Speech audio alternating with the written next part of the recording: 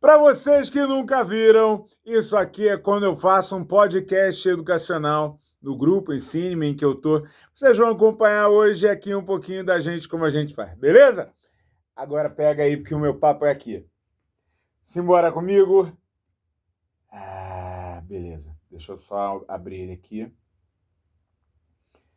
Texto do grande André Bueno.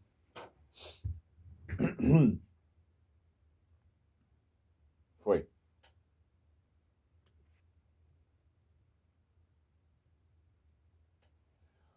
Olá, meus caros, eu sou Rodrigo Rainha e eu tenho a honra de bater um papo com vocês sobre um movimento, um momento, uma dinâmica que é absolutamente fantástica. A gente vai estar lidando um pouquinho sobre como eu observo a ideia, a relação entre a cidade e aquilo que eu passo a entender como história antiga.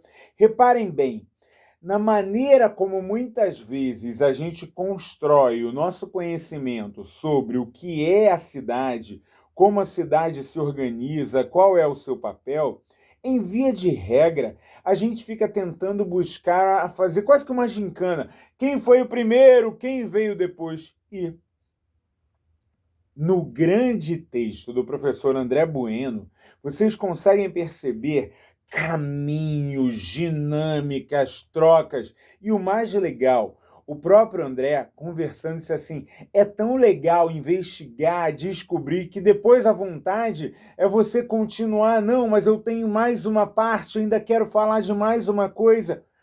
Mas a aula termina, como qualquer aula termina. Mas cabe a quem, meus caros, se você gostou, mas e dessa região como se deu, e nas Américas como eram, e se eu for mais ao norte, como é que você busca? Vocês levantam, vocês aprenderam os caminhos da investigação, você passou a definitivamente não buscar o caminho dos alienígenas ou da ideia de que Deus chegou e fez tudo. Rainha, você está duvidando da religião? Não. Eu estou dizendo que quando a gente faz uma associação genérica do passado, dizendo que o que eles desenvolveram de tecnologia, de possibilidades, era obra de algo que eu não sei, e o que eu desenvolvo hoje são as técnicas, são os homens, são a capacidade, e eu agradeço a divindade.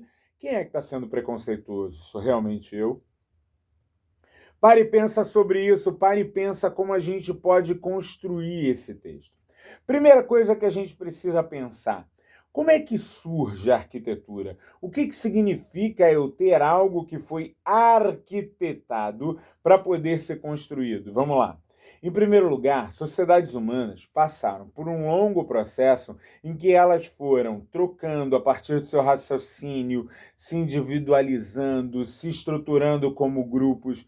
Isso você vai pensar em toda a trajetória do Homo sapiens sapiens e vai começar a perceber que esse Homo sapiens sapiens, ainda que como caçador e coletor, ainda que em sociedades nômades, começava a deixar sinais, começava a deixar elementos que podiam ser, então, reconhecidos. Como assim, rainha? Você viu a ideia dos megalitos? O que representa eu trabalhar com aquelas rochas, eu demarcar? Será que aquilo eu estou fazendo para um momento ou eu estou passando um tempo? Notem, não é nada simples movimentar grandes pedras, ordenar grandes pedras, construir elementos que, de alguma maneira, possam ser reconhecidos pelo grupo geração após geração. Rainha, mas pelo amor de Deus, quem é que tinha tempo de passar? Meus caros, a sua relação com o tempo é tão natural assim? O fato, por exemplo, de você estar contando o minuto e saber que a qualquer momento você tem que sair correndo, isso é tão normal assim? Gerações, dinâmicas, sociedades são marcadas pelas próprias sociedades.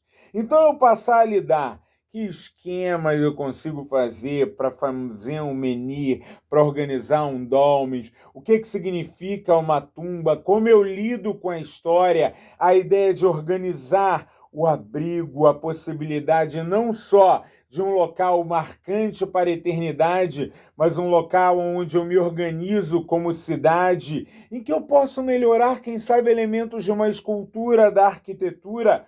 Começo a perceber a ideia de não abrigos só onde eu escavo, organizo, mas quem sabe eu posso utilizar novas técnicas de vegetação. Você já parou para pensar o quanto de tecnologia tem em organizar um telhado com elementos da natureza e você permanecer abrigado? E mais, o que é uma inovação técnica como o tijolo? A organização da casa, do espaço, a divisão de tarefas, a maneira como sociedades se organizam, sem eu pensar sobre isso e sem pensar como aquela simples massa organizada e estruturada que me permite formas diferentes em locais diferentes, como o tijolo, criam uma nova maneira de homens se organizarem, discutirem, trabalharem. A rainha está chutando. Eu vi, foram os alienígenas. Tá bom, tudo bem. Olha só, eu nem vou afastar, eu acho que tem até alguns estudos bem bacanas de ufologia, mas cuidado com o que você anda ouvindo. Uma coisa é entretenimento, outra coisa é estudo. O entretenimento, ele tem um papel. Quando você está focado, desenvolvendo, trabalhando, o olhar é outro. Ah, o entretenimento pode trazer um elemento de cultura? Pode. Assim como eu posso brincar, levar, desacelerar, acelerar, para que você possa estar me entendendo. Quando a gente, então, começa a pensar sobre as cidades, eu tenho várias possibilidades. Eu tenho cidades retratadas no texto bíblico em que eu tenho uma estrutura poderosa que circula e eu troco trombetas e o muro cai. Ao mesmo tempo, eu posso colocar como grandes estruturas passam a ser organizadas, como eu tenho em diversos locais do mundo o templo e o palácio. O que significa o templo e o palácio? A partir do momento em que a gente tem uma revolução agrícola, uma possibilidade de gestar esses bens, de organizar um novo modelo de governo em que aquilo fique marcado, você passa a ter a ideia de locais de armazenamento, centros de poderes estabelecidos, lógicas explicativas do mundo. Essas novas hierarquias são associadas às novas formas de arquitetura. Olha o exemplo egípcio, que é absolutamente fantástico. Você tem, desde as construções simples, difíceis da gente achar, a ideia das casas, a ideia dos materiais cotidianos, mas aquilo que é feito para a eternidade. O tijolo me trouxe o templo, o palácio, o obelisco, a escultura, a câmara mortuária, a pirâmide. Cada um desses elementos que a gente foi construindo, a mastaba, a tumba, cada nova forma de organizar eram marcos de tecnologia que iam se estruturando e reestruturando, organizando. E aí, conforme eu trago esses traços, eu digo, não! Foram os egípcios, só ali a gente teve. Não, esquece. Você vai pensar nisso na Índia e como o Vale do Rio Indo vai ser importante. Rainha, eu ouvi o negócio do Heródoto dizendo que o Egito é uma dádiva do Nilo. É só onde tem água que a gente tem organização de grandes cidades. O homem, ele se relaciona com a natureza. Bons ambientes de natureza criam possibilidades. Agora, imaginar que tudo se define só pela ação da natureza, não. É a ação do homem, é o conjunto de interesses, é a organização, são as guerras, são as trocas, é o cotidiano social que ajuda a gente a entender uma construção, que me ajuda a olhar o que é feito, por exemplo, no belíssimo exemplo da dinastia Shang, como você vai colocando os novos tipos de material, como você vai tendo o vaso de bronze, por exemplo, trabalhado, o bronze sai de um tipo de arquitetura para outro tipo, os novos traços do Neolítico, como a arquitetura Shang vai deixando o seu espaço. E aí, ouçam no texto, batam um papo com o André, é fora de série, porque você consegue pensar a tumba aqui em si, sem uma idealização, mas entendendo, que interessante. E isso se torna foco de arqueologia, troca, reconhecimento, civilização.